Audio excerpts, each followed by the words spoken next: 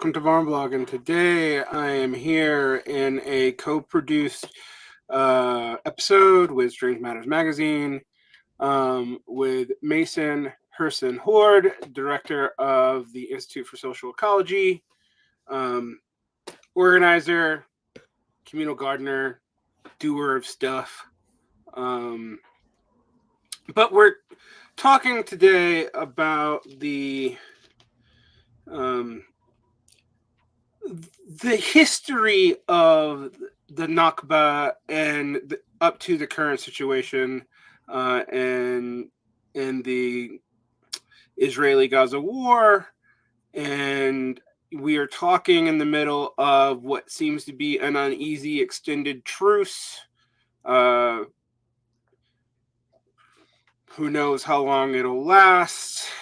Everything seems very vague coming out of Israel these days, but we are specifically talking about a piece you published at Strange Matters, the second Nakba and the Road to Genocide, and I really liked your piece in specific. I don't do a whole lot on Israel-Palestine because I think often it ends up being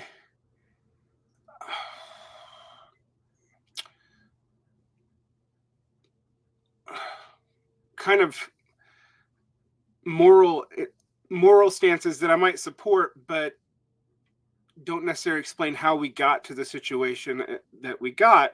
And I found that your extensive article, and it is fairly extensive, goes into a good deal of the history of the situation, the different ideologies of Zionisms that play into this, and the evidence that we have that this current situation, which I think is safe, I think we can call it the second catastrophe, the second Nakba, may have had at least a significant backing by people who wanted to use it as a way to if not genocide, completely ethnically cleanse Gaza. So to get into your article and ask the first question, for people who don't follow this, and I think hopefully more people know about the first Nakba now, but can we talk about what the Nakba is? Sure. So at the end of World War II, the British government, which was occupying what was then called the Mandate of Palestine, realized that their ability to hold together their global empire was rapidly waning, and was basically driven by both Zionists in Palestine as well as Palestinians to withdraw from the country. And in the lead up to this, the UN passed a resolution saying that this new entity, the United Nations, supports the idea of partitioning this territory into a Jewish state and an Arab state, which was rejected by the vast majority of people already living there. And so in the months in the lead up to the British withdrawal in 1948, Zionist militias began carrying out massacres and expulsions of Palestinian villages throughout the territory that would become Israel. Then in May, there's the official withdrawal of British forces, and the following day, this Zionist leadership declares independence of what they call the State of Israel, and then a number of surrounding Arab countries declare war on that new state. And in the process of kind of like under the cover of this fighting between those two forces, the majority of Palestinians living in the territory that would become Israel were violently expelled. About 750,000 people who were turned into refugees. Most of these folks believed that they were leaving temporarily. So many of them took very little. They kept their keys to their homes with the expectation that when things quieted down, they'd be able to come back home. And so there's really two pieces to the Nakba. First is the expulsion itself. But second is the ongoing violence required to prevent people from being able to return to their homes. So in the years shortly following the end of hostilities in 1949, there were all these refugee families who attempted to go back to their home villages. And the order to Israeli forces was to shoot anyone who tried to walk back across the border. Those people have lived in multiple generations of refugeehood, many of whom continue to pass down the keys to the homes that they left behind in the hope of being able to return.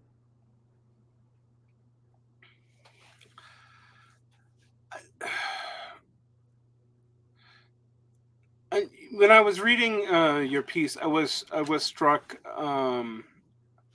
with you dealing with the various different forms of Zionist ideology that were used to kind of compete, justify, and deal with, both leading up to and beyond the first ethnic cleansing, basically. It's beyond the scope of your article, but I do think it is interesting to look at, for example, the faction of Zionism kind of built up by Jacob Zininsky and the Jewish Defense League, which justified itself after as early as the 1920s as a counterforce in setting up the revisionist movement.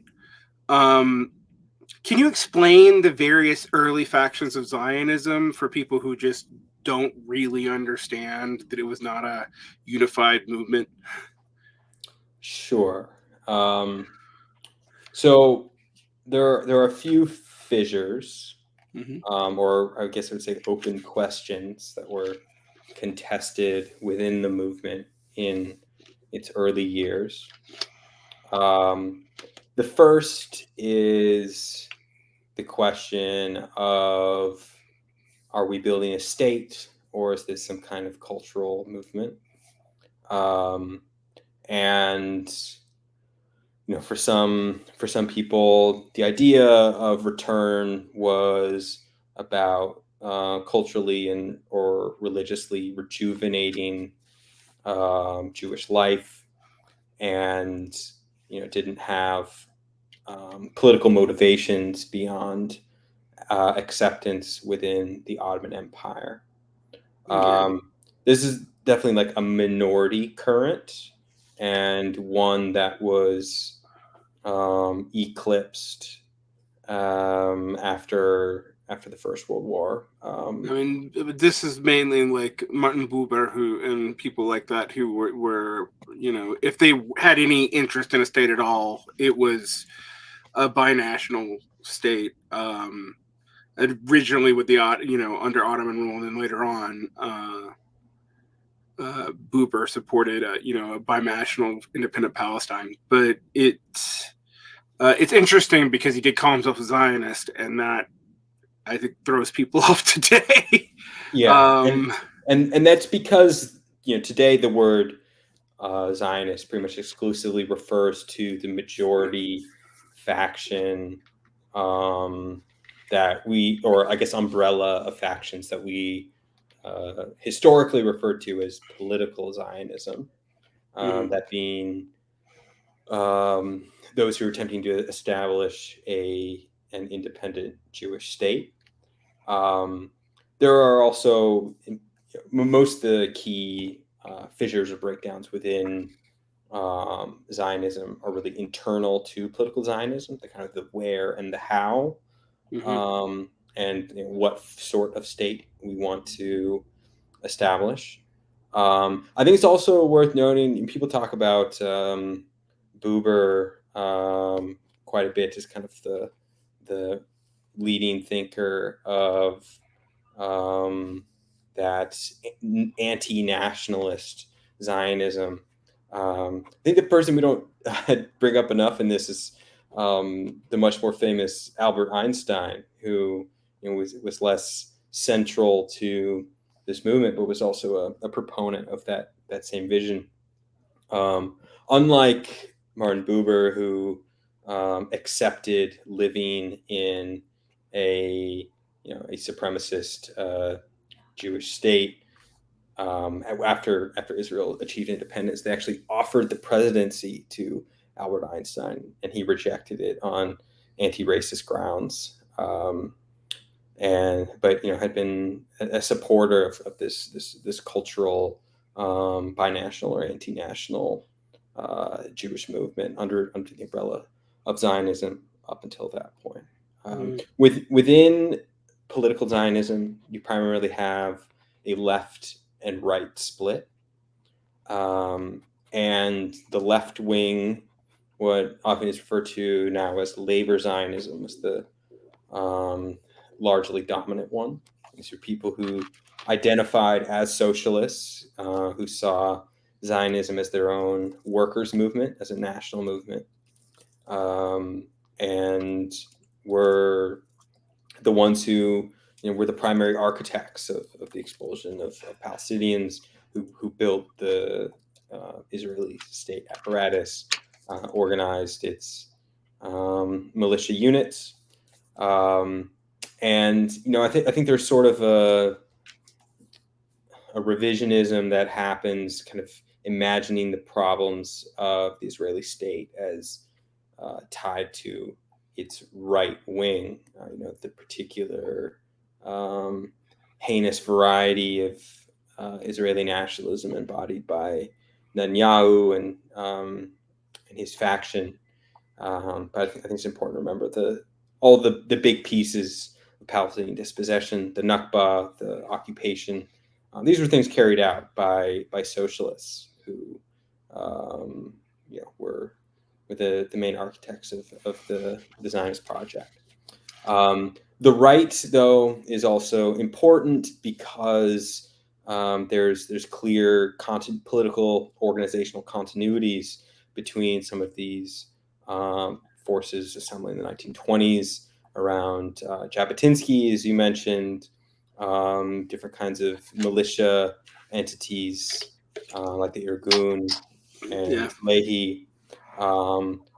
Precursors to the JDL in a lot of ways. Well, most directly, they lead to the Likud party. So, like Menachem Begin, the first right-wing prime minister, and the first leaders of Likud, had himself been part of the Irgun, which was a terrorist organization that was mainly targeting the British in Palestine, but also carried out massacres during the war in 1948. So these were people who were at the time a minority of the Zionist movement and more extreme in lots of ways, but then end up ascending into political leadership as part of kind of a global right-wing turn in the 1970s. And they're not simply more right-wing on grounds of ethno-nationalism, but also on the economic front. These were the parties that dismantled the socialistic aspects of Israeli society in the 1980s. There was neoliberalism happened in Israel as well, and so the Likud and the various descendants of revisionist Zionism were the folks mainly carrying that out.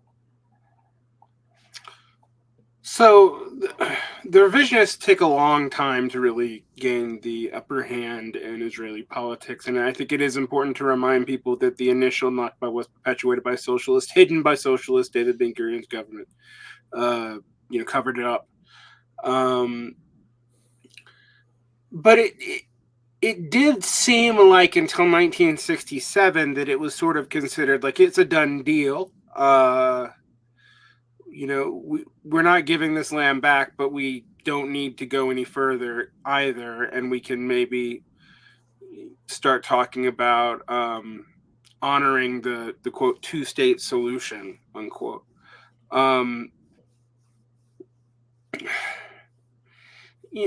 Why does 67 change that? I mean, there's the obvious reasons, but let's go into detail here.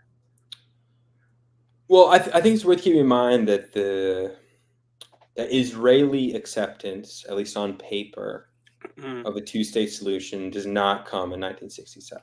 It's much Correct. later, and so there are a number of big systemic changes that reshape the political nature of Palestinian resistance in 1967, and really the whole geopolitical context of the conflict. So, by anyone who's not that familiar, basically what happens in 1967 is that a coalition of some of the same Arab states, several of which have new so-called revolutionary leadership,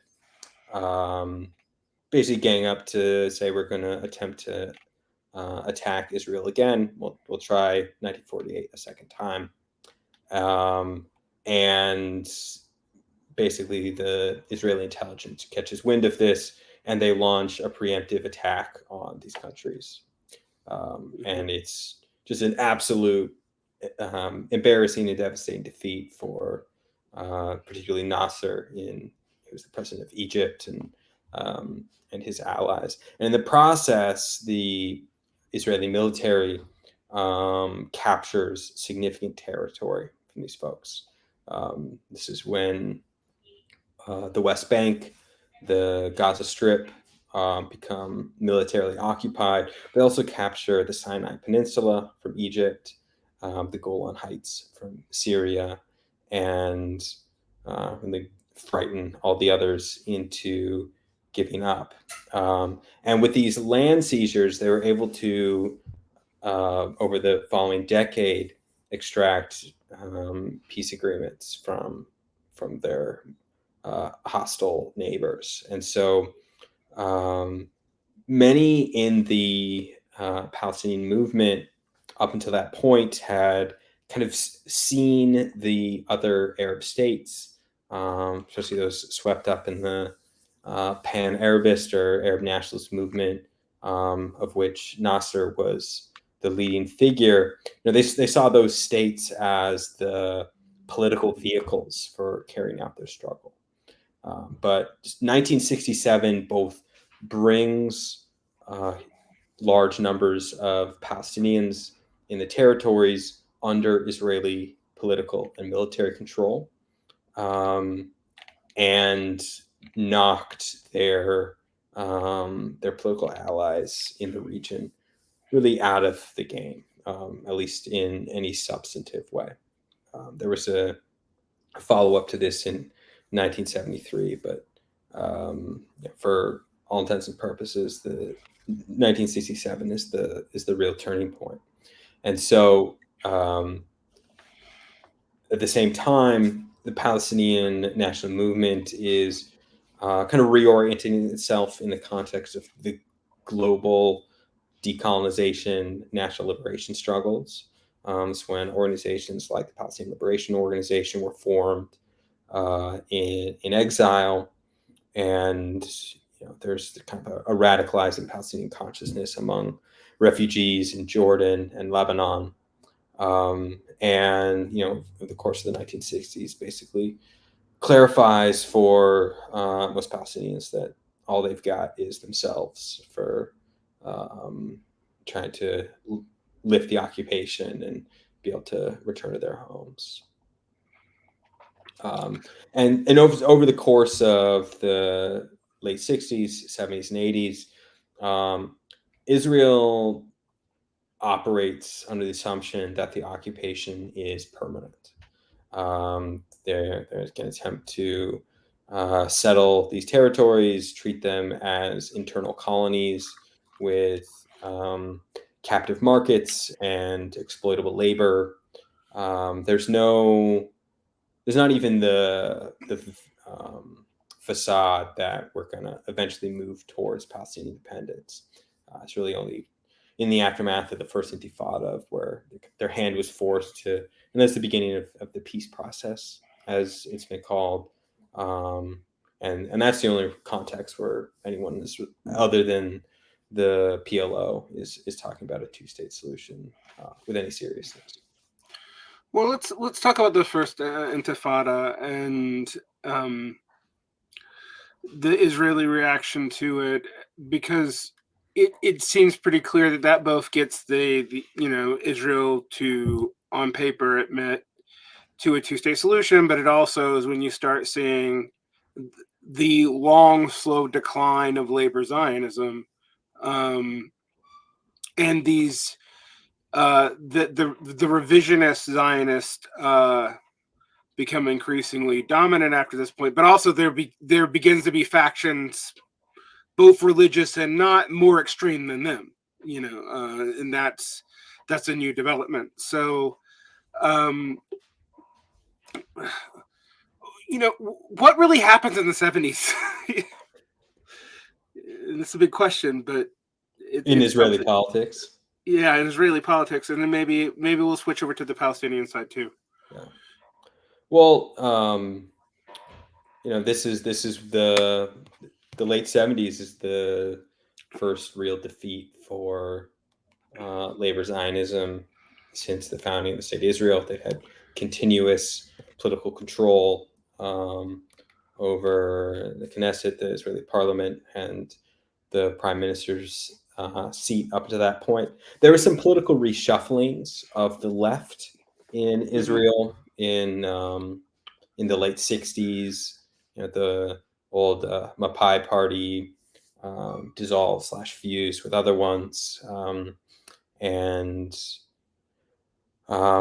there was, I think, similar structural forces that skewed the terrain towards right-wing insurgent parties in the late 70s all over the world. This is the beginning of Thatcherism, Reaganism, and I don't think there was at that time very much disagreement about how we relate to the Palestinians and the Palestinian question between the parties at that time. They had different views, but it was not the crux of their political differences. And I think can be sometimes hard for people today to wrap their heads around, given that that's the main thing that we think about, where the Israeli left wants peace, the Israeli right wants settlements. But I don't think that was the real axis of political divide in Israeli society at that time. Everyone was pretty much on board with the settlement project, with basically integrating the territories while keeping Palestinian subjects at arm's length in terms of political and civil rights. For Palestinians, the 1970s was a period of both escalating political repression as well as a blossoming of a number of parts of the national movement.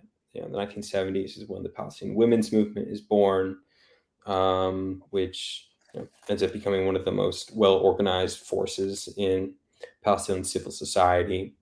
It's when some of the resistance parties like Fatah, the PFLP, they start to build mass bases within Palestinian civil society, not just as guerrilla units operating out of the Lebanese refugee camps, but something that could mobilize people within the occupied territories.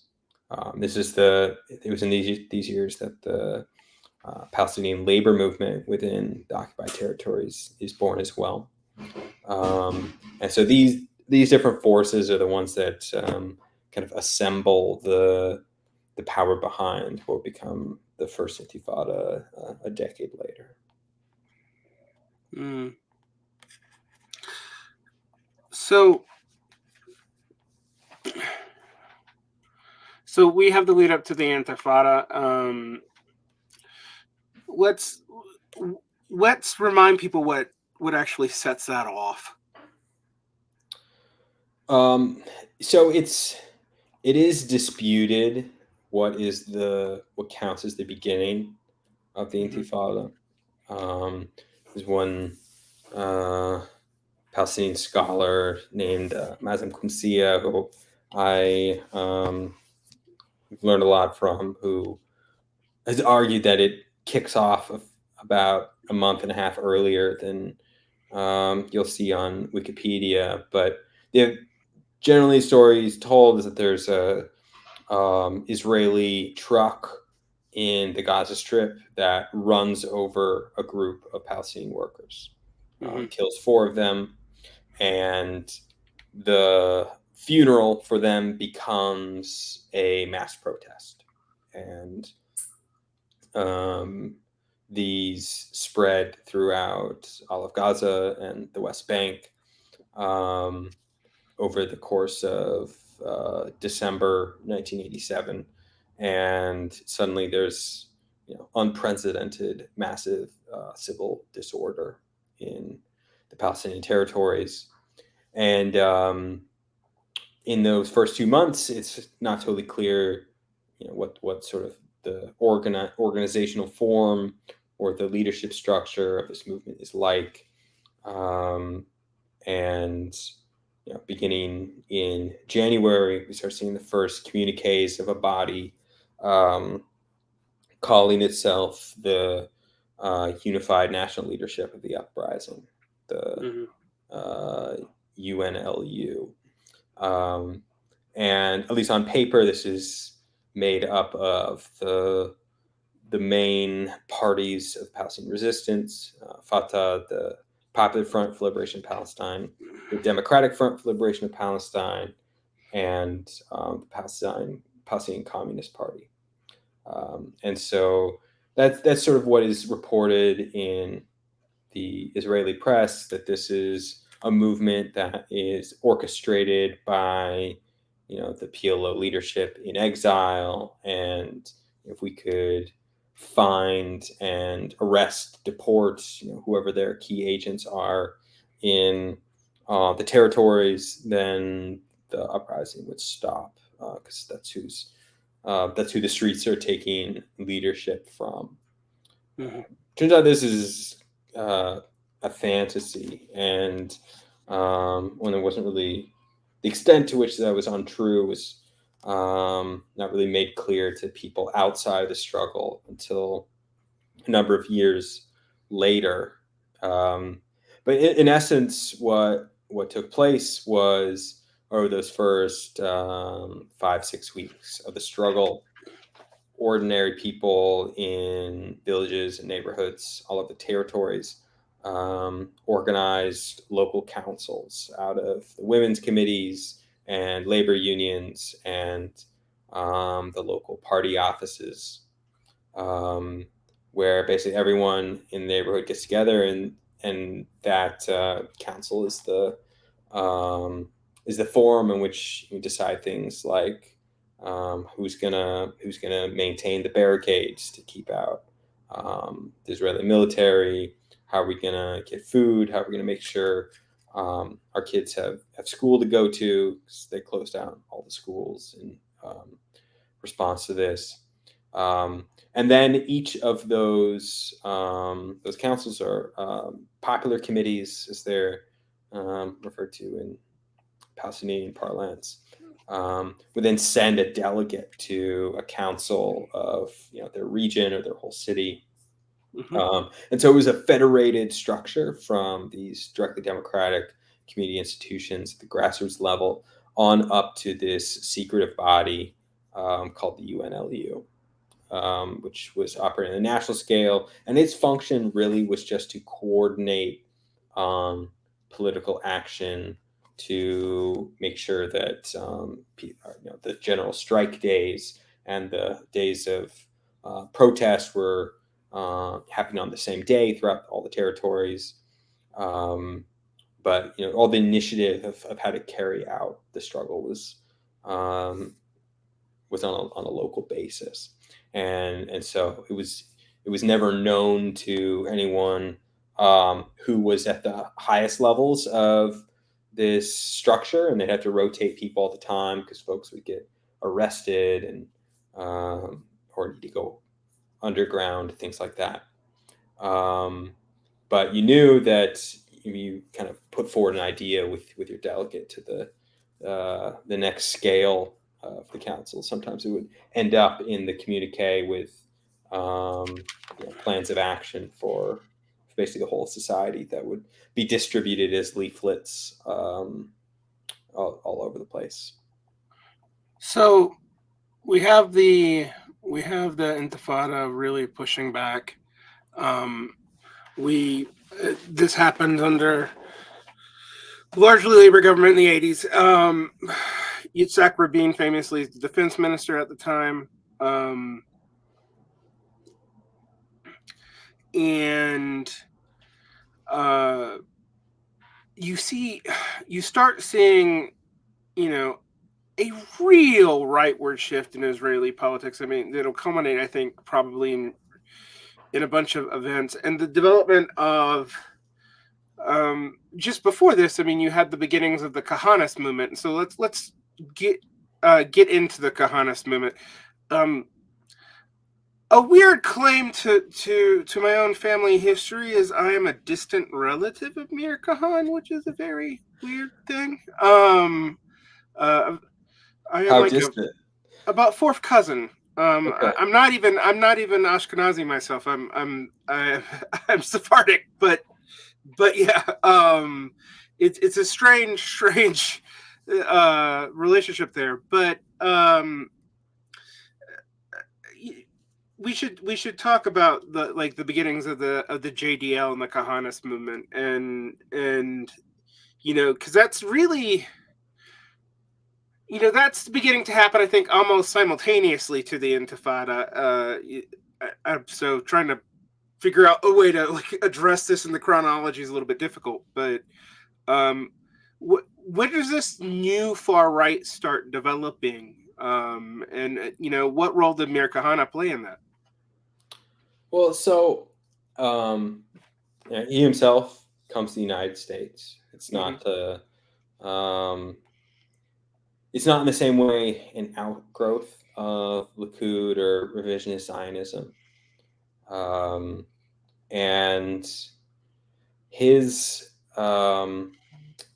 his main interventions in Israeli politics actually come in the years in the lead up to the first Intifada. He's elected to the Knesset in 1984,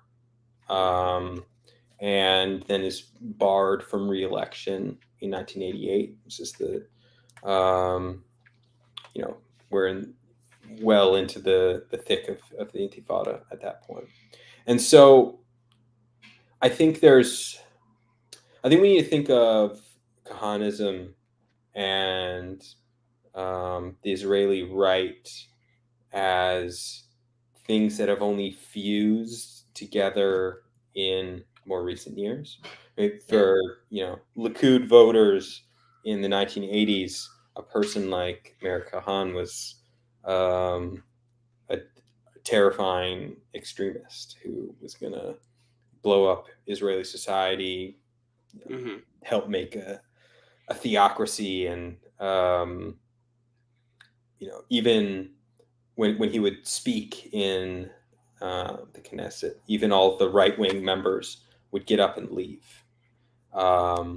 And so I think it's illustrative of how extreme, even for the Israeli hard right, he was. And in over the course of the Intifada, I think he starts building his movement, starts building more connections with other parts of the Israeli right that are upset particularly about the willingness of the Labor government to engage in peace talks with the PLO. And I think that's the thing that radicalizes them against the Israeli government, not just advocating for it to carry out policies of ethnic cleansing, but made it clear to them that in lots of ways their most immediate enemy is those who are in power in the Israeli state currently.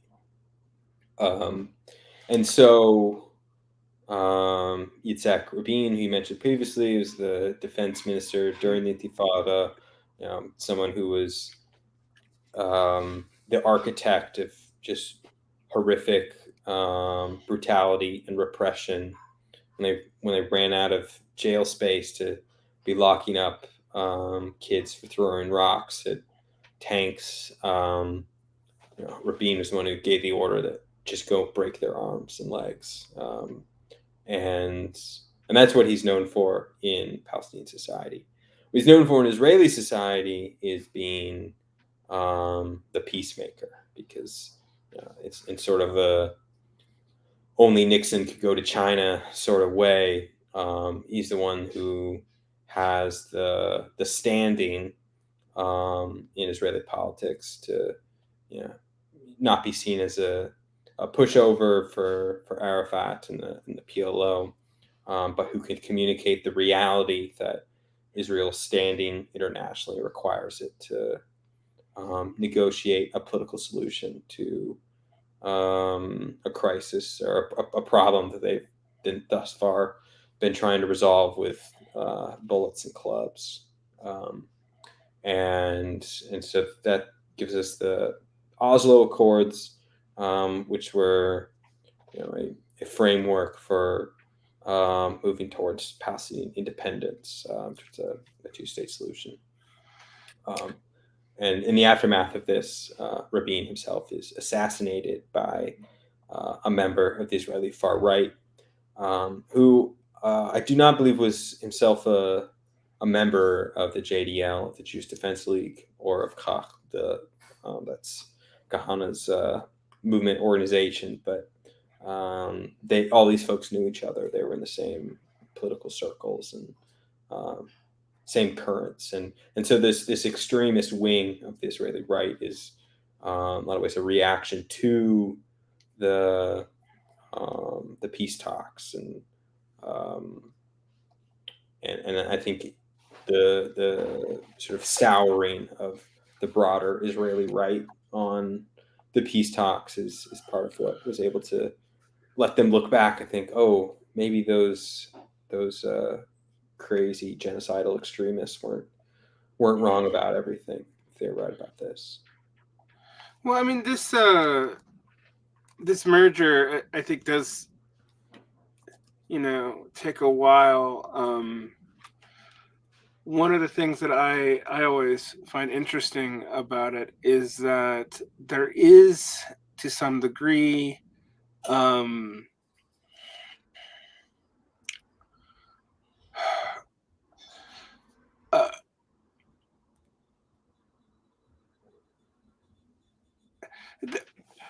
this is not in your article so much, but there's also an inter-Jewish ethnic representation thing here, because despite what a lot of people would think, a lot of the Israeli far right is not Hasidic. I mean, it's not Hasidic either, but it's not Ashkenazi. It's religious Zionist, and a lot of it is also Mizrahi and Sephardic, which I think throws some people off. And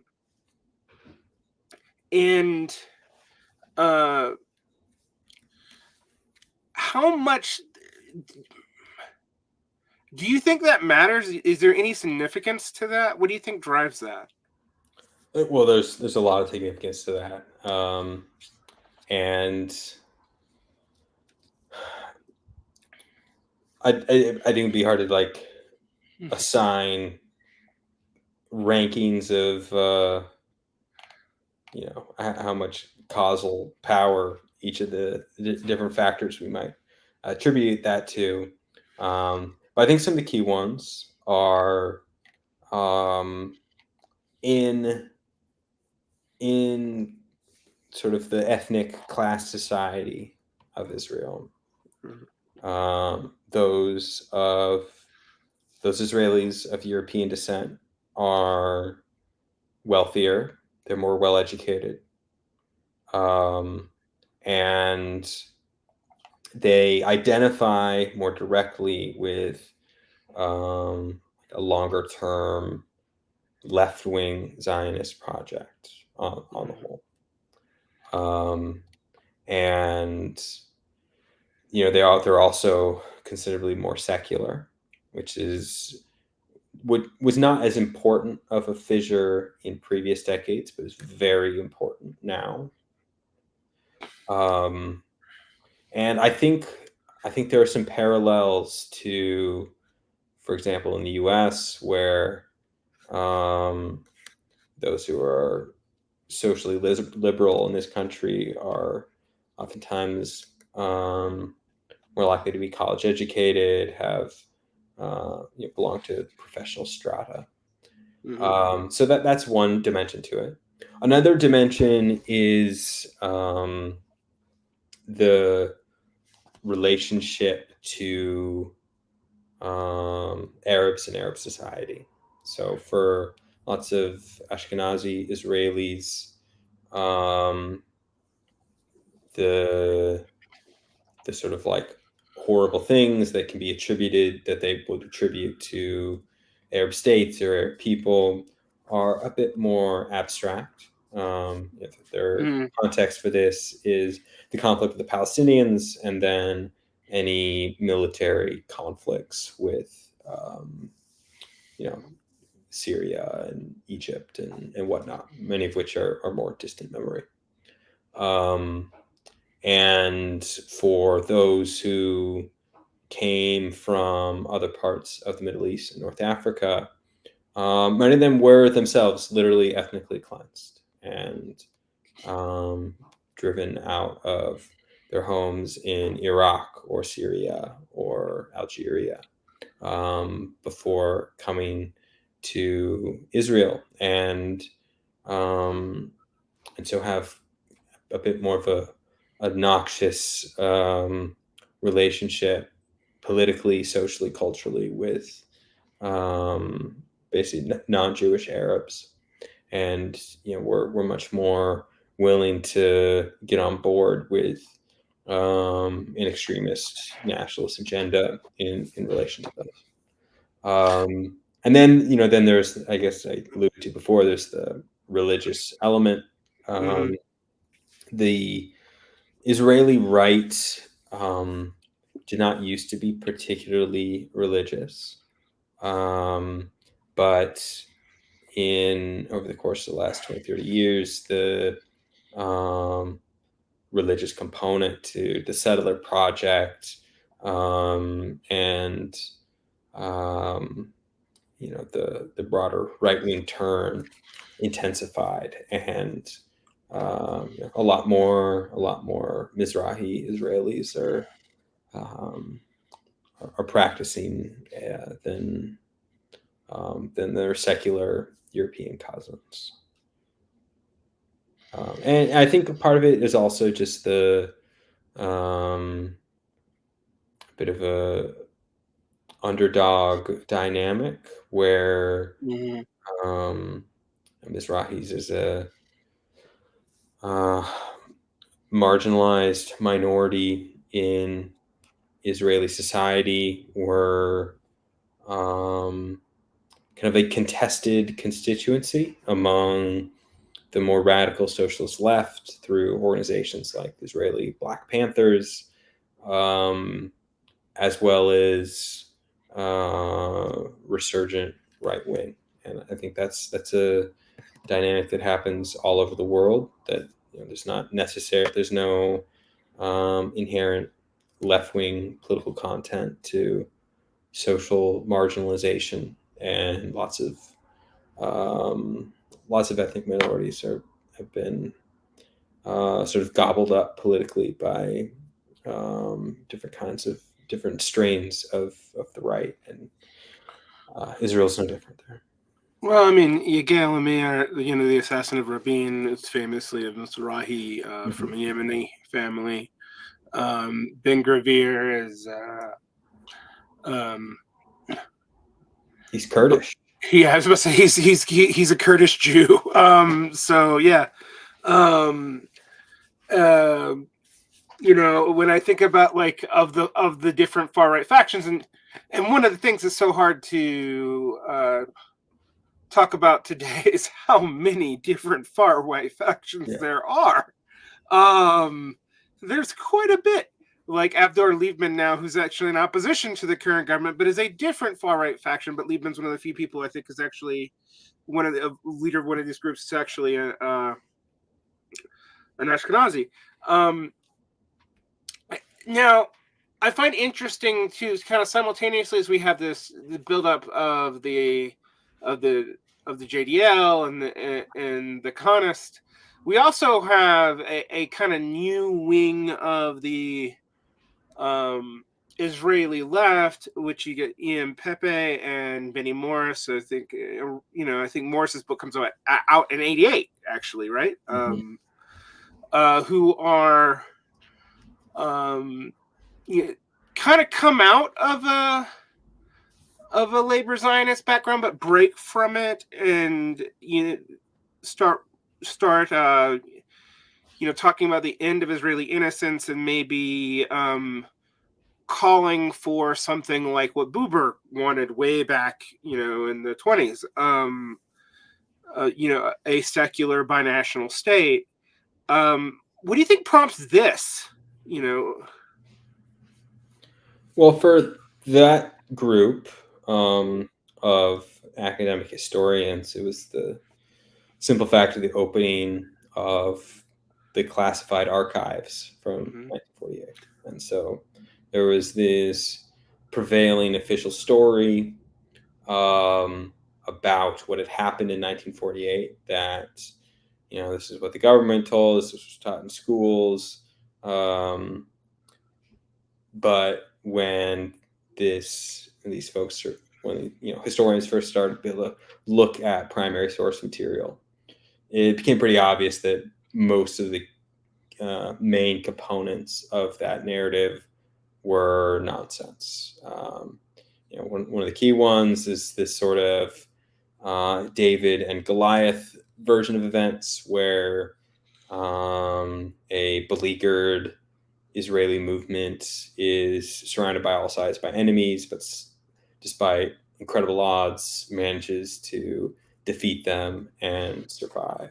But when these historians start digging into the actual Israeli military documents from then, it becomes pretty clear that they were definitely always going to win in terms of the military armaments they had from the Soviets, from Czechoslovakia. The extent of their relative military organization and numbers. That David and Goliath story was pure mythology. For the purposes of the Palestinian question, the main one has to do with the Nakba itself. Why it happened, and previously the narrative had been that Palestinians left because Arab military leadership told them to leave so they'd be out of the way so that they could kill all the Jews.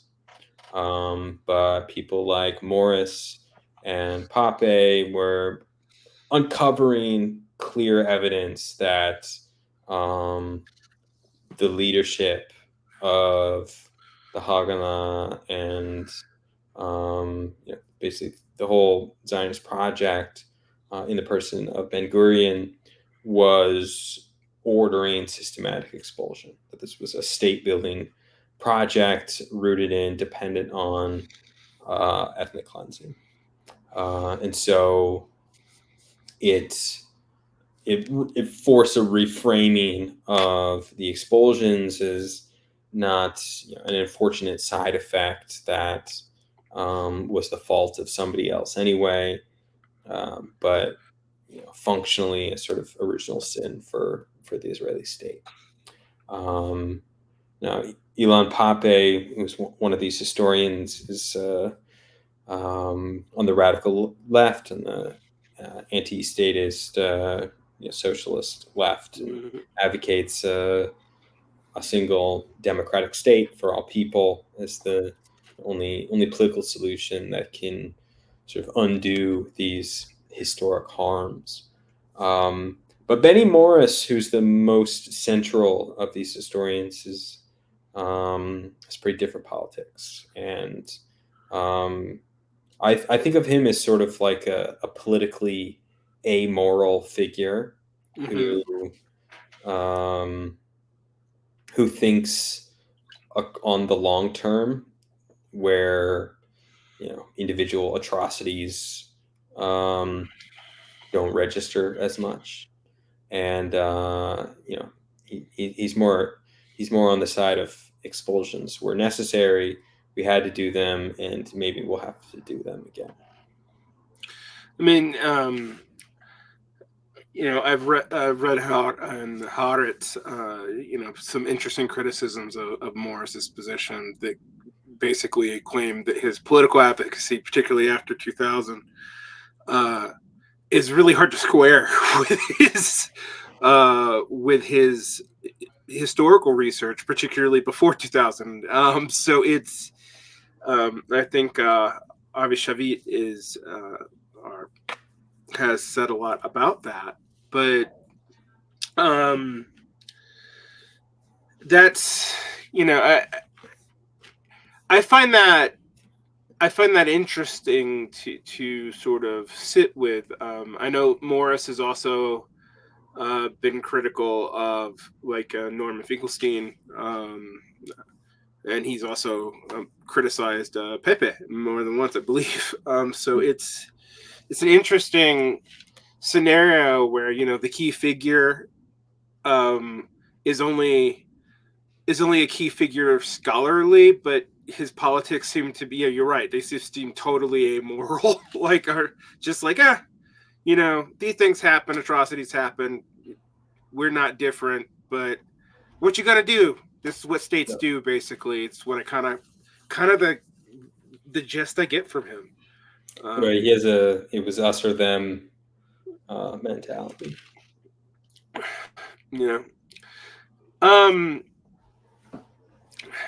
I mean, you do bring out some interesting things. One, I don't think people really know this, but until Truman forces the U.S. to recognize Israel when the Joint Chiefs didn't want to, and which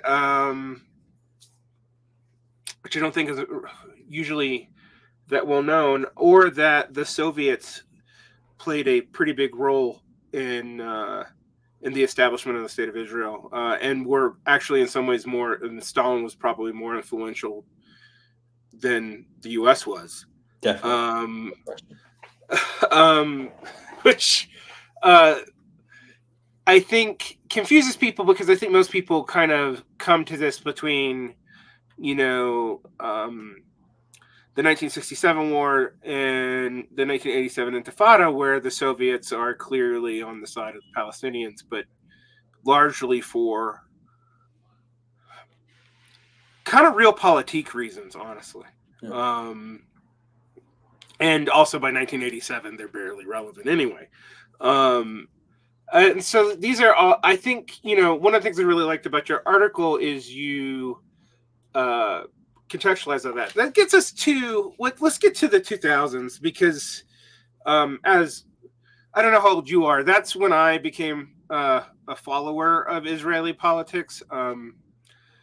So I remember feeling like, oh wow, labor Zionism's dead, the Kahanisms are dead, and Likud has split into old Likud, which is Kadima, which doesn't really matter anymore, and new Likud, which is all over the place politically, and but I also remember thinking in the 2000s, we're not going to get any worse than Ariel Sharon. What could possibly go worse than that?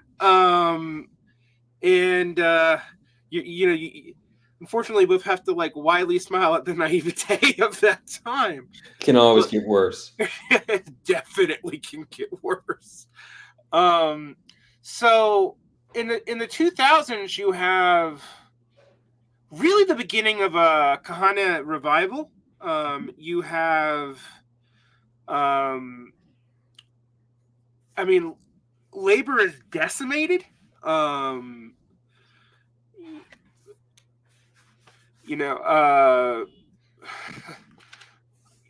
mean, we're after the second Intifada, so like, what all goes wrong?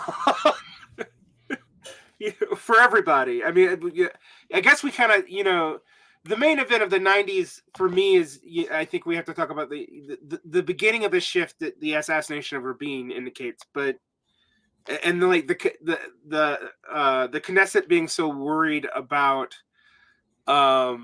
someone actually, for example, pardoning Yigal Amir, that like they make it illegal to do so. Like and that's got to be a very bad sign that like there's literally political parties talking about pardoning the assassin of a prime minister. Like, so I guess we probably, before we get to that, I guess we should mention the Ehud Barak almost settlement that goes south, and why it goes south. I guess we have to cover that. But what happened between Yasser Arafat and Ehud Barak before we get to how bad things go in the aughts? Well, I mean, those are obviously hotly contested events. I think personally that both of these negotiating parties are not just negotiating with the person across the table, but with their own civil societies. What they can kind of marshal democratic support for. And the short version is that at no point has actual Palestinian independence ever been on offer. There's been various deals put forward that would entail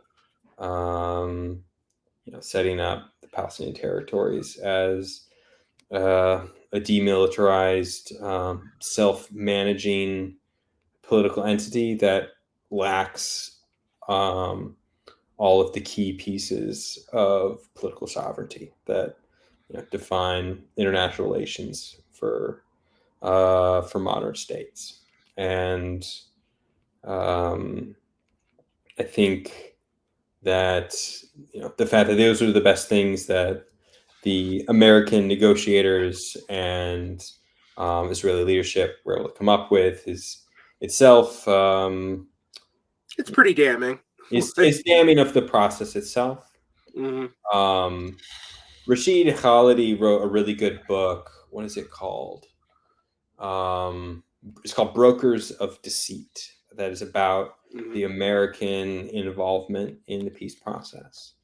And I think he makes a very persuasive case that the U.S. was functionally a bad faith actor through the whole process.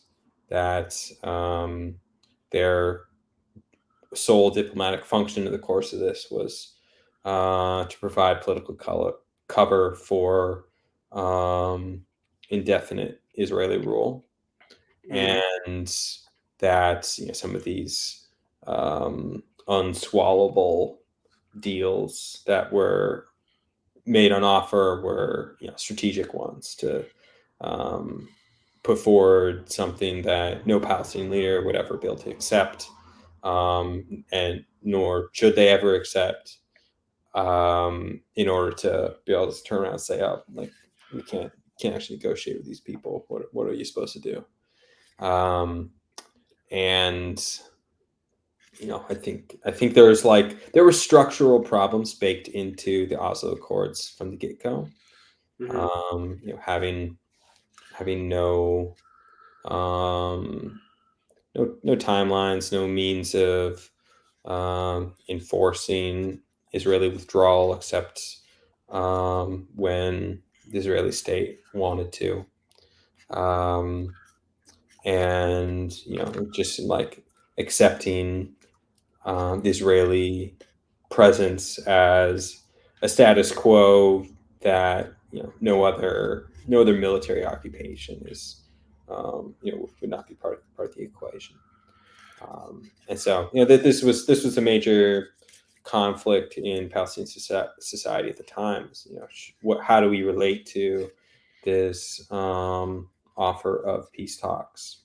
And there were a lot of people at the time who argued that this was a poisoned offer that was not going to was never going to bring independence. And I think a painful conclusion from all this is that those folks were right, that the national movement, the PLO, got played through the process. Yeah, and I guess the other key event we have to remember from the 1990s is the Baruch Goldstein massacre at Hebron, which more or less criminalizes the Kahanist movement. But as we mentioned, to go back to the aughts, I mean, Ehud Barak kind of unceremoniously loses in the seeming even more. I mean, we talked about the rightward shift of the 70s, when you have the even more rightward shift of the early aughts. And Ariel Sharon comes to power, and you have this very right seeming Israeli Israeli government, and we also have the events between 2001 and 2006 and in Israel and Palestine. It's unbelievably important for where things are now, it seems to me. But I don't know how you feel about that. So, well, I think in a lot of ways, it was the second Intifada that killed labor, and sort of undermined the peace camp in Israel politically. And the whole point of the second Intifada was to attempt to be that enforcement on Oslo that was not baked into it from the get-go. Obvious to Palestinians that independence was not actually around the corner, and we need to force the issue. But what they got was the exact opposite. And I think differently from the first Intifada, which was more spontaneous and a mass movement, where events proceed, but it's not always clear who is responsible for them. The second Intifada was much more politically centralized. As an armed struggle, it was necessarily carried out by a much smaller slice of Palestinian society. And so kind of the decision making behind it was a more select group of Palestinian resistance leaders. And I think hindsight from that is that theirs was a grave miscalculation of what the response would be politically from Israelis. And I honestly don't see how any solution, any outcome other than a hard right turn in under the banner of security could have come about from that. So I think that was a backslide in both directions. It also meant the political ascendancy of the religious right on the Palestinian side, which had not previously been the case. We've not talked about Hamas at all, but the first Intifada, Palestinian Islamic Jihad did play a role, but they were marginal. And in those years, Hamas was still holding to a line of political quietism, was broadly the position of chapters of the Muslim Brotherhood, and basically just did not participate at all. Their position was, we sort of morally demonstrate a kind of like the righteousness of Islam and Palestinian identity, and that's kind of the path rather than political struggle. But in the second Intifada, they played leading roles in the armed struggle.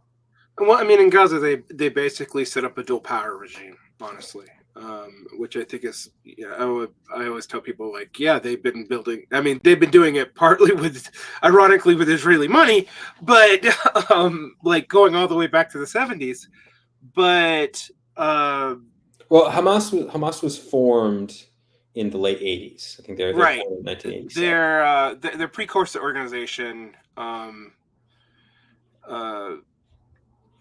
is a charity. It's kind of from the 60s, but yes, formally Hamas as a political movement does not start until the 80s. But their relationship to the Muslim Brotherhood in Egypt is actually quite interesting, because they, in some ways, adopt the same tactics, but are actually in many ways more successful faster than the Brotherhood was in Egypt. So, by the early aughts, they seem like a real counterpower, particularly after the Second Intifada. And I think it's important for people, like you said, to notice that there's a very secular nature to the first Intifada. To the Second Intifada, it's a much more mixed movement.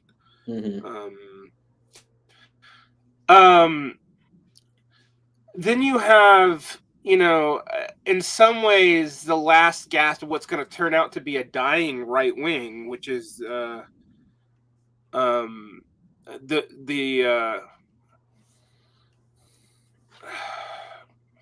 the Sharon ring of Likud, which would eventually become Kadima, and that was somewhat conciliatory to labor. I mean, at least early on. Sharon also had a couple of issues. Seems like for a second he might, try to Nixon to China things with the Palestinians, but it talks about unilateral disengagement, and in 2003 endorses a roadmap for peace, which was agreed upon by the EU, the United States, and Russia. He nominally opens dialogue with Mahmoud Abbas, but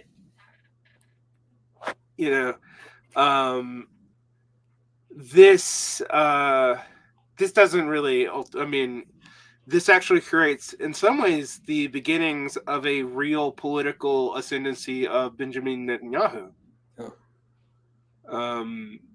So what do you think is going on there? Within the Likud camp? Within the Likud, like you have also like you have this proliferation of right wing parties. Like you start having like these various. There's multiple religious Zionist parties now, and that's sometimes hard to explain. But I'm like, yeah, there's a Sephardic one, and there's a Maserati one, and there's um, they're both ethnic and religious markers being tied into this, and these groups were tiny, tiny, tiny before the aughts. So, Well, I think when you have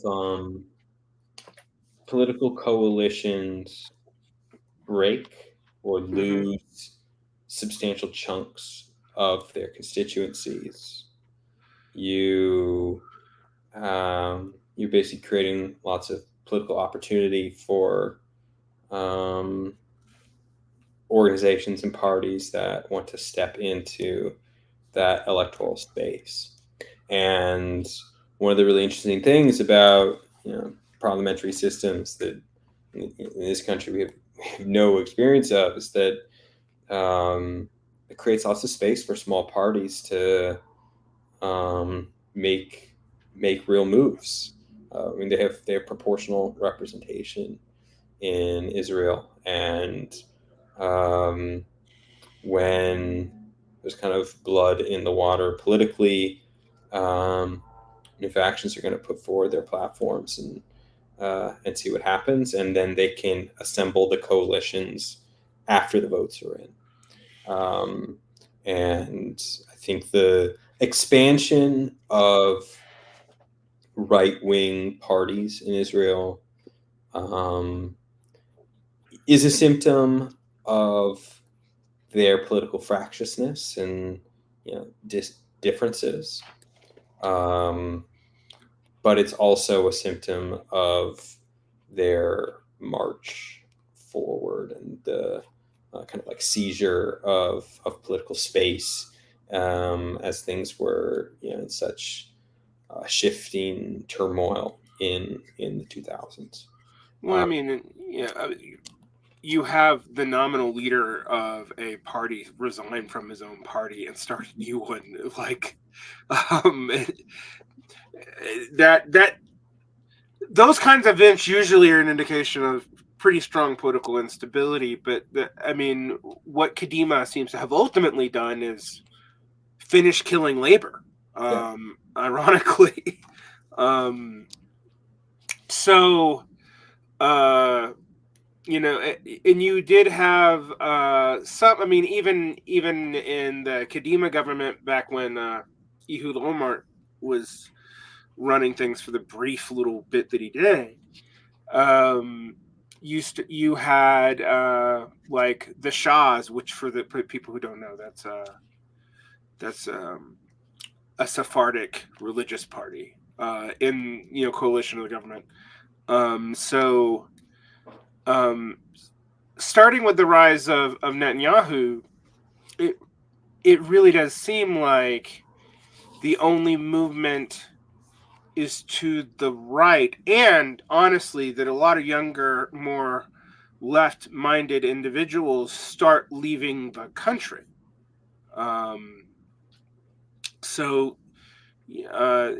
There was. I sometimes think this is overstated, but there was a fair number of young secular Israelis going back to Germany and the United States. So this happens as well. And now a lot of people, I think, overblame the rise of the right on all the Russian immigration. I think that's probably strongly overstated. But I don't know what your opinion is on that.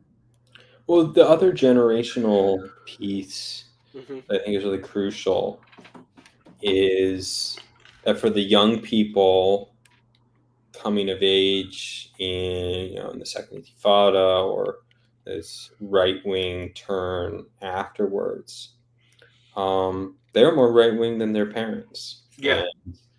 And, that was the feature of Israeli politics that was becoming really clear in the early 2010s when that was the window when I was most politically active in an ongoing way in Palestinian solidarity, and that was a piece that looked like writing on the wall for me. That everywhere else, at least in the Western world, you have sort of this progressive / reactionary split on generational lines, where the old people on their way out are the most right wing, and there's some prospect for a left wing future, or at least a liberal future, a decade or two down the road. But for Israelis, the under 30s were basically turning fascist, and I think that kind of has been a key indicator for where things are at now. Well, I think this is I mean, it's I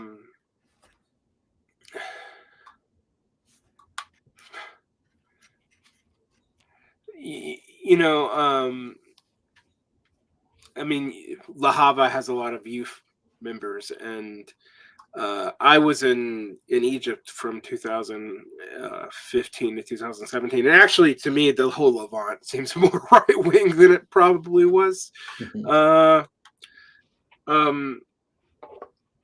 But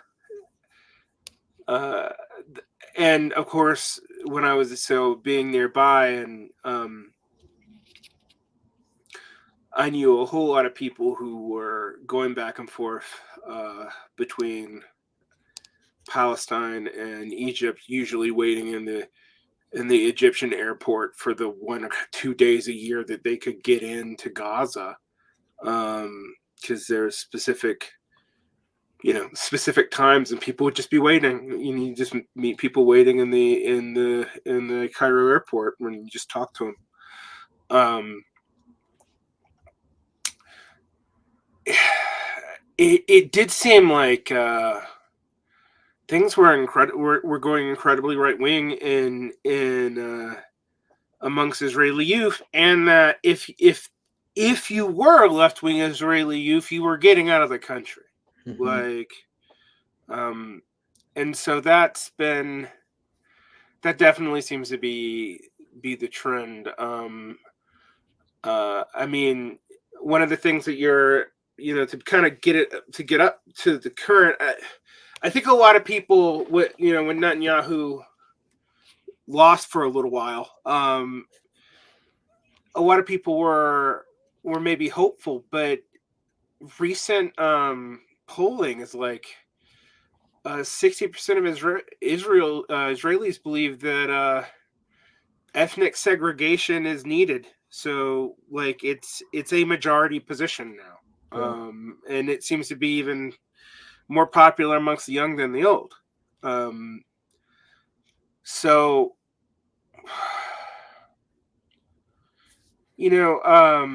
how do you think this happened? I mean, we haven't really talked about what happened in 2006 in the kind of mini civil war in Palestine. So I guess we do have to cover that. But I mean, we're going through a whole lot of history really fast here. But what do you think happened in both countries? I mean, to me, to understand what's happened on the Palestinian side is in some ways easier for me than to understand what's happened on the Israeli side, even though I'm a Jew. And so, I kind of get, why Hamas was able to, particularly in Gaza, gain legitimacy, because they successfully offered healthcare, and schooling, and I laugh, but I mean it's true. And they got that from the Brotherhood. That's a Brotherhood strategy. And I actually, even as early as 2014, I was arguing that, ironically, the best people who've done dual power strategy since the Bolsheviks are Hezbollah and Hamas and the Muslim Brotherhood. But so I get how they became more popular. and particularly how the PLO and Fatah seem particularly unpopular in Gaza. But it is kind of hard for me to entirely understand how outright Jewish fascist movements like Lahava became really predominant amongst the young. I don't know. I mean, that's a $1 million question. I think part of it is things they did right, Mm-hmm. and part of it is things their opponents did wrong or didn't do. Okay. And when these, especially the street movements, started getting organized in the early 2010s. Mm-hmm. My read is that there was a period where their presence, like their ability to be out in the open on the streets, is something that could have been contested. And I think it's like actually a really important case study for anti-fascism of what can build steam, Mm-hmm. especially in that kind of political climate, if the most dangerous actors are not physically confronted when they come out in the open and harass and attack people who are part of their target populations. And there's just like there's all the shitty aspects for teen culture all over the place that can be strategically funneled into these kinds of political projects. And I think the organizers of groups like Lahava sort of had their finger on that pulse really well, and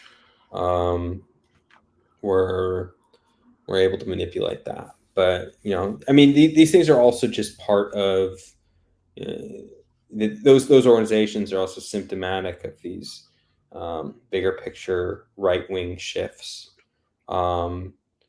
which is not something you can sort of lay at the feet of any particular people. But what's really frightening is how some of these players were able to exploit those broader reactionary turns to inject an extremist politics into the mainstream. And that's the kind of thing that I think needed to be snuffed out in the cradle, that was allowed to gather momentum. And now if you try to do a counter demonstration against fascists in Israel, you are you're playing with your life. I think that's just going to get more dangerous with every passing week. Yeah, I don't know. It was a dismal slide. Yeah, it's interesting to me to think about how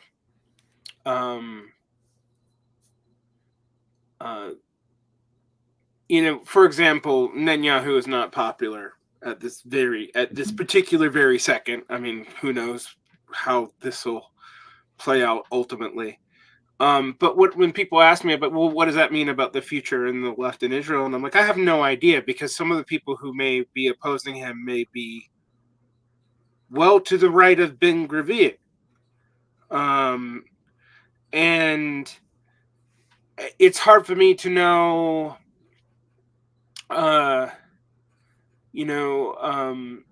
there's all of like one left wing Knesset member left.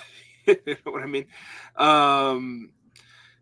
It's hard for me to know where this is going to go, for the same reasons that you indicate. There's Kahanis style politics in multiple parties and multiple groups on the Israeli right. There are the Haredi are for those of you who aren't as familiar with Jewish stuff, the ultra Orthodox are increasingly politicized and a larger function of society, but so is the secular right. Now, that's what, you know, when people talk about this shift, yes, there's a religious right-wing movement in Israel. There's also a secular right-wing movement in Israel, and even in the, you know, the opposition to the weird coalition that briefly dethroned Netanyahu, those were also right-wingers. They're just different ones. So it seems very hard to see, even if, you know, current Likud falls out of favor, what's going to replace it. And it could easily be worse. Similarly, and, you know, to flip back to the specifically to the Gazan side here, Gaza hasn't, you know, I have pointed out one of the reasons why I'm so worried about, you know, at minimum ethnic cleansing, at maximum genocide, in Gaza, is that Gaza's also been even forced out of labor, which means that, you know, even, how do you say this? Under capitalism, the only thing worse than being exploited is not being.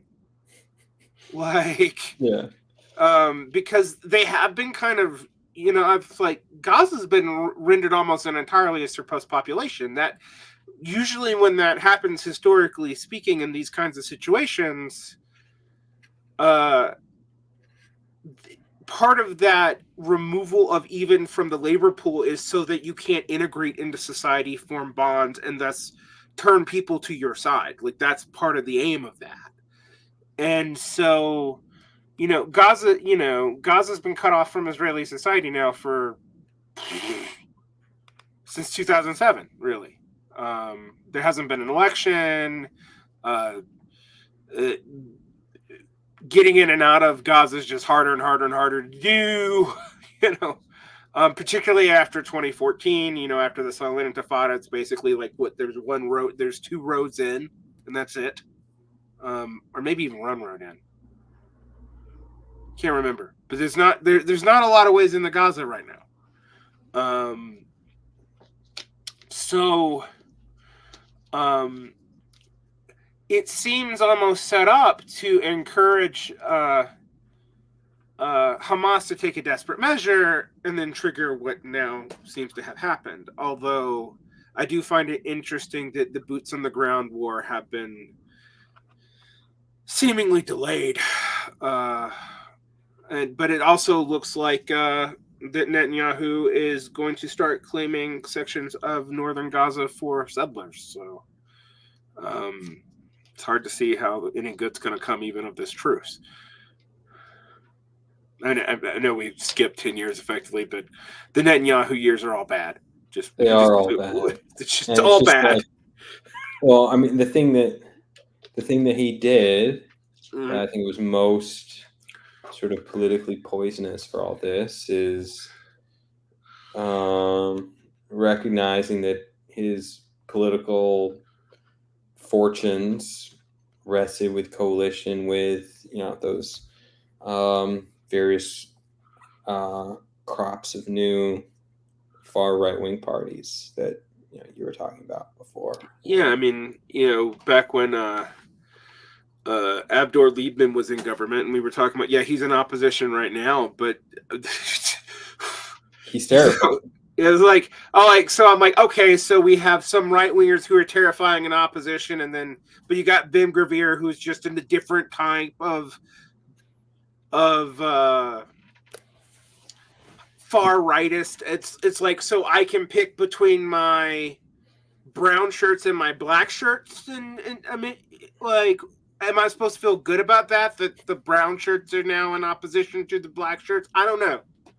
Yeah. To make a very depressing analogy. As far as like how this is going to play out, Netanyahu is he's a slippery bastard.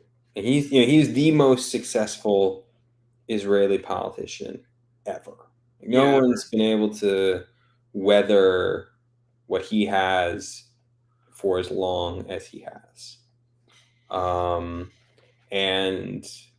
I think he knows that the broad, the Israeli public, in terms of basic political questions, are going to be in his camp, even if he himself screwed up big time and is deeply unpopular. And so I think he needs to try to navigate the crisis such that the party and the broader political project remains tied to him personally, such that it sort of rises and falls with him. And that's also the only scenario that I could see that would entail his unpopularity politically damaging his coalition and kind of like the future of his project.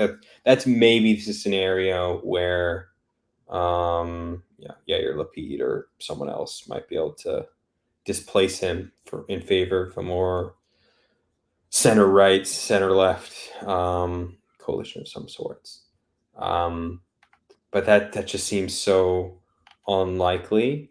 I think a much more plausible scenario is either he's able to stay on top, or he's shunted aside by his coalition, trying to like preserve what they have going on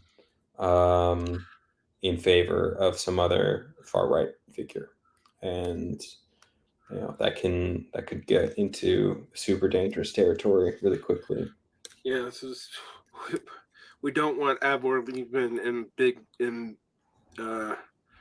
Ben Gravir being on the same side. Yeah. Yeah, I guess this brings us to, things have shifted a little bit since you published this article, and one of the reasons why I've been so hesitant to talk about Palestinian and Israeli stuff recently is also I've been very careful to limit myself to things that I can say are true at a given day. and like lately I'm like, tomorrow we may be back at war, we may not be, flip a coin, I have no idea. Like, this truce is temporary, clearly, but how temporarily is unclear, and I'm not even sure that I entirely understand the Israeli government's logic right now, except that maybe they really weren't ready to go in boots on the ground into Gaza, or maybe that Russia and China have been frankly somewhat hands off on Israel because of Netanyahu's ability to play the great powers off of each other. He's actually very good at that. But that the international pressure is too high, and there are too many other Russian and Chinese allies who. But then again, it's hard for me to even say that, because if you look at the current coalitions right now, and like Saudi Arabia sitting it out, and Qatar is on the side of peace. It's like or Qatar and Egypt being aligned on anything almost never happens. So, like, for those of you who don't understand is Middle Eastern politics, it's complicated. And so it's hard for me to say what's going to happen there. And it also seems to me that the one thing that you can say, and this is actually somewhat astounding, even though there are more Christian Zionists in the United States than there are Jews on the planet, which is something I don't think a lot of people fully comprehend. That 56% of Republicans, are beginning to become slightly sympathetic to Palestinians in response to what Israel's done. And that's despite the fact that, in the immediate aftermath of October 5th, that somebody was saying to me that this was like a post 9/11 moment, and I was like, yeah, and yet somehow Israel seems to have, in the eyes of the international community, squandered it faster than the United States did after 9/11, which is actually somewhat impressive, in considering.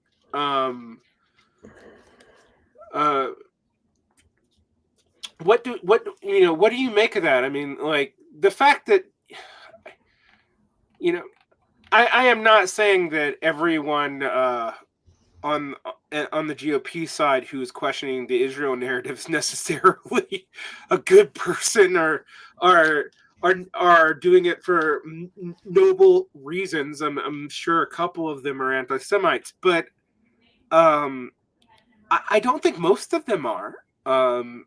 And seeing Norm Finkelstein going on Candace Owens' show since your article came out was like what world am I in? Something has definitely changed in the United States. Also, the largest Jewish community in the world is generationally divided on this. And for those of you who don't know where the largest Jewish community in the world actually is, it's in the U.S. There's more Jews in America than there are even in Israel. So, while, I think you could probably say a slim majority of U.S. Jews are Zionists, it's an increasingly slim majority. Mm-hmm. How does this change the situation? Because it does seem hopeless. I mean, like, from the internal to Israel itself, it does seem hopeless, and yet it's hard for me to imagine that even the Jewish community in the United States is going to be as forgiving of Israeli actions in the future if this current political trajectory is headed where it's headed. And does that matter? Like, that's what I currently, I mean, that last bit, I don't know. Does it matter what the U.S. Jewish community thinks? Yeah, I don't know. I feel like, in some ways this has been the sort of same thing as previous Israeli campaigns in Gaza have achieved, which is they induce major shifts in American public opinion on this question. But they don't seem to change anything in the Levant. But yeah, it's not clear what the relationship between that and anything about the future situation that can be affected. I think we have to try to make it matter. Mm-hmm. I think that's kind of like the function of the solidarity movement, is to try to channel and turn that kind of sea change in public opinion into some kind of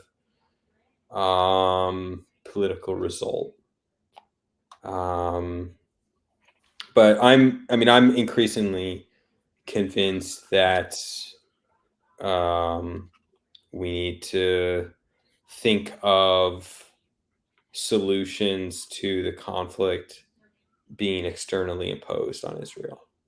I don't think there's going to be a peace camp coalition that wins any elections ever again in Israeli society.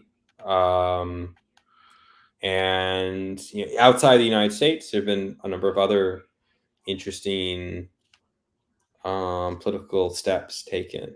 Multiple countries, Latin America, I think, if I remember correctly, South Africa as well, expelling Israel's ambassadors from their country, withdrawing their own. And yeah, Bolivia, South Africa, maybe a few more since then. But I mean, conversely, though, the allegiance actually near to Israel, such as like Saudi Arabia,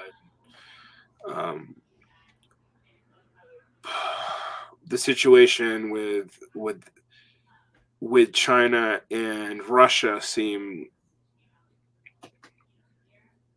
a little harder to navigate because Israel has. Well, I mean, one of the reasons why Netanyahu has been so slippery and successful is he's been able to play Russia, China, and the U.S. off of each other in regards to how they deal with Palestinian interest. And even today, that seems, nominally Russia and China are friendly to Palestinian interests, but they're not doing that much. I mean, China's position is on paper the same as the U.S.'s, and right, in practice, not that different than not the that US's. different either. Right. And Russia's position is, I think, on paper better than China are the US's, but Putin and Netanyahu do have a lot of agreements. Yeah.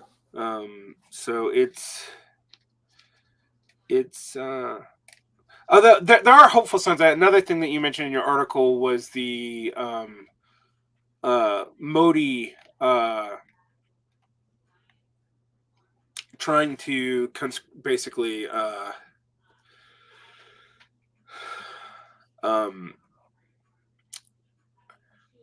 send migrant workers to to Israel, and all the major trade unions stop that from happening. So, or declared they'd fight it. Right. So they've stopped it so far. It has not yet happened. Let me rephrase that. I shouldn't say stopped it from happening because who knows. But do we think we'll see a lot more stuff like this? A lot. I mean, there seems to be a lot of, even in the United States, there's been somewhat successful direct action against like arms providers and whatnot. Well, there was the one was it a week ago now in Massachusetts. It's not clear to me they ever were able to shut anything down. Me neither. Those three are facing serious criminal sentences as a result. I mean, and the other piece is like we send Israel plenty of weaponry, but they're also significant arms and arms technology exporters themselves. And for like lots of international relationships, the arms dealing is run the other way. Like China has significant arms trade deals with Israel, but it's not because China's sending Israel weapons. They're buying the stuff that Israelis are testing out on Gaza, proving that it works. And so there's just two directions that we need to throttle as a movement. Most obvious one is, preventing anything from being sent over there to be deployed against Palestinians. But I think we need to have sort of strategic targeting of kind of industries that are flowing from Israel, and that's sort of like the fusion of BDS type work with more direct struggle against the state apparatus in this country. There's like lots of people we've taken action for years against like their police departments training with the IDF or Right. Against surveillance technologies being imported from Israel by their local governments and things of that nature. So I feel like it might also be sort of a site of new solidarities proliferating, new kinds of anti-state struggles in this country that will have ripple effects that constrain things politically for Israel. But it's hard to see any of that being enough without major state actors internationally taking punitive actions too. On one hand, it seems clear to me that when the UN Security Council encouraged the temporary ceasefire against the wishes of the IDF, that maybe things even in the United States, even under someone as stodgy and loyalist as Biden, have shifted slightly. At the same time, I'm glad you bring that up about the Israeli arms industry, because one of my criticisms of prior iterations of BDS was like, well, the entire world security apparatus wasn't tied into South Africa's apartheid the way that a lot of the world security apparatus, and even with powers who are nominally opposing each other, like the United States and Russia, are tied into the Israeli security establishment. And yes, there's a real sense in which Israel is still seen by U.S. Foreign policy as its outpost in the region, but there are costs to that, and it's going to be very interesting to see where that all goes. I don't know. The last year I've talked about this topic. I talked about it in 2020, right after the events in 2019. I've talked about it a little bit after the situation in 2021, but it seems to me that the most depressing thing about this is internationally things. I can't. Well, Hamas is probably not the most popular group in the world right now. The general sentiment backing a free Palestine is probably bigger than it's been ever, right? And yet the facts on the ground feel more depressing than they've ever been, and that, for lack of a better term, dialectic concerns me. I don't want but maybe it is what's constraining the IDF right now and why this truce has been extended. I just don't know. I feel like I have so little understanding of what's going on the ground on either the Gaza or the Israeli side right now. And, I know Palestinians and people from Israel, and I still can't figure it out. And it's hard for me to say if maybe this will reverse the right-wing march of Israel, but I doubt it. And I, like you, kind of think it will have to be externally imposed somehow. But yeah, I'm with you on. I think it has gotten people to see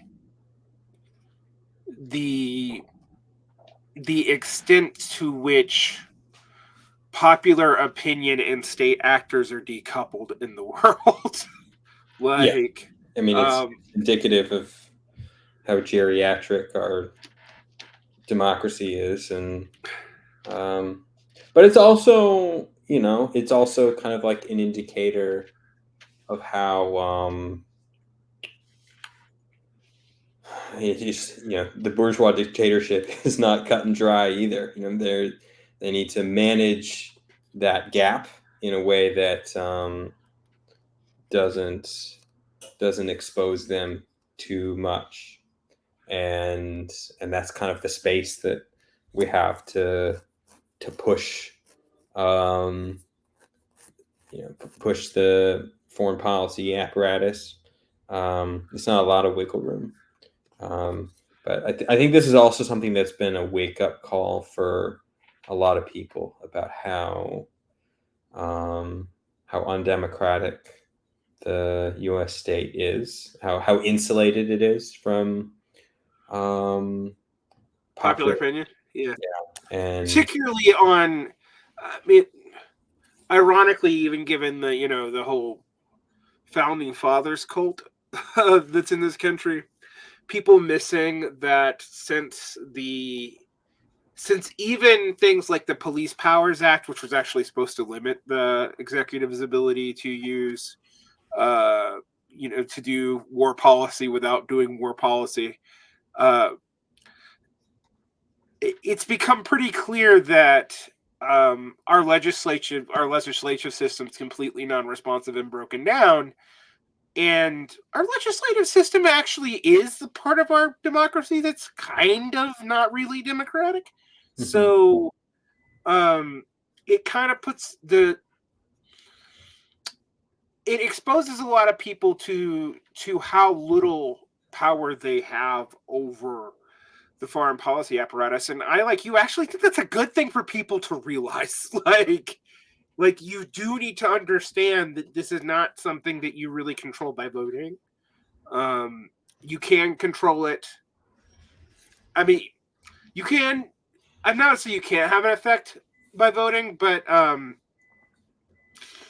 if 80% of Democrats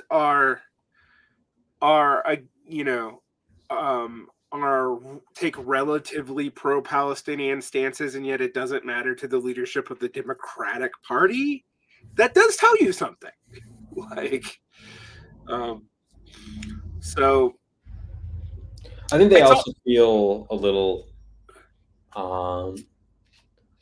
within the Democratic Party leadership, they feel politically invincible in relation to the party base because of the threat of Trump, that none of these voters are going to countenance. I think they know that most Democrats are going to suck it up and vote for Biden, and there's not going to be a primary. But I don't know. It's been interesting to see. As much as I would love for us to have a Lyndon Johnson moment with Joe Biden, I don't think it's going to happen. Yeah. I agree with you, although it is interesting for me to think about, like, what are people in Dearborn, Michigan gonna do? And they probably won't vote for Trump, but I could see a whole lot of them not voting at all. Yeah. I mean, there was a big rally a couple weeks ago by not just like random Palestine activists, but Democratic elected officials in Michigan saying, look, Biden, you got to pull the plug on this, or none of us are supporting you next year. And that is something that could absolutely make a difference in him winning and losing, depending on how things shake out. And I think there's a cultural Cold War in the Jewish world, honestly, over this stuff, and it might not be that cold for that long, particularly with the amount of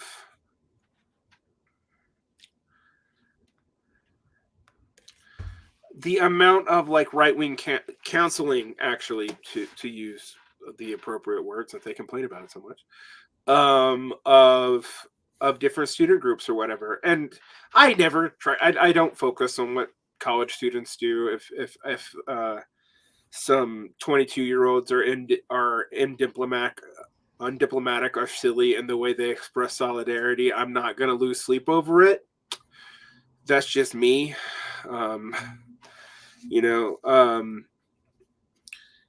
But I think a lot of for example, what happened,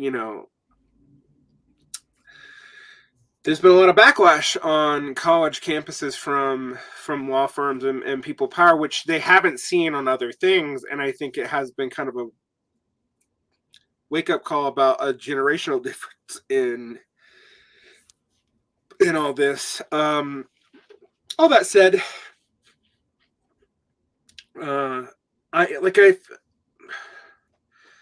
the last time I talked about the Israeli-Palestinian conflict, I kind of had a similar responses. I feel better about the world, but as far as how I actually feel like things are going to go for the Palestinians, I don't have a whole lot of hope. Yeah. Like, I wish I did. Thank you so much. I've had you on for 2 hours, Mason. We didn't go into all of your article. I mean, we went through an enormous amount of history, but you actually go into a lot of the more recent history in more detail. And I think people would do well to read the article. It's going to be linked in the show notes.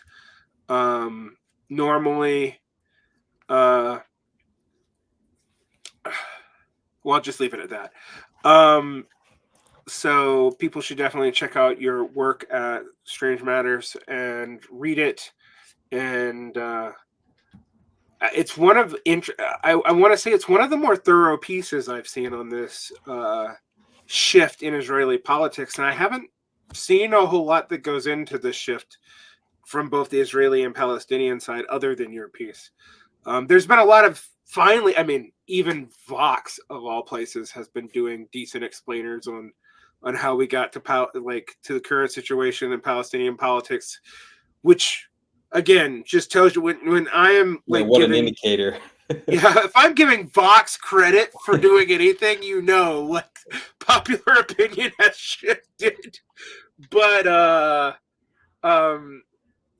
I did like your contextualizations. There's stuff I learned about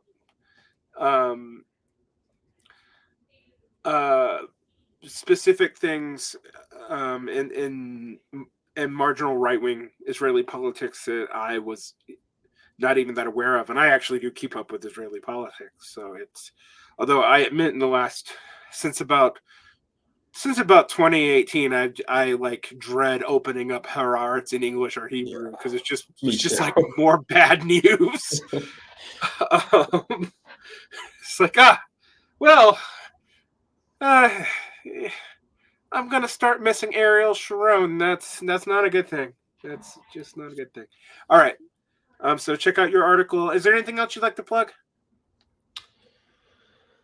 Well, I think they're pretty much everywhere, at least in this country. Things are popping off locally every week. And, even if you're not sure what you're doing or why, it can't hurt to drop in. A lot of these are just relatively small groups of committed people trying to do what they can in horrible times. And it means a lot to have another warm body at the front with them. So just encourage folks to figure out what's being planned in your community and try to show up. And I think that's the only thing that's gonna make us feel less hopeless, is kind of making it clear to each other that we're in it together. Yeah, absolutely. And my only addition to that would be make sure you keep your eye on what's important, which is ending this war and then ending apartheid in the Levant. That's, to me, what we need to keep our eye on the prize on and not be distracted by other things. And I think we should end on that. Thank you so much. Great talking with you. All right.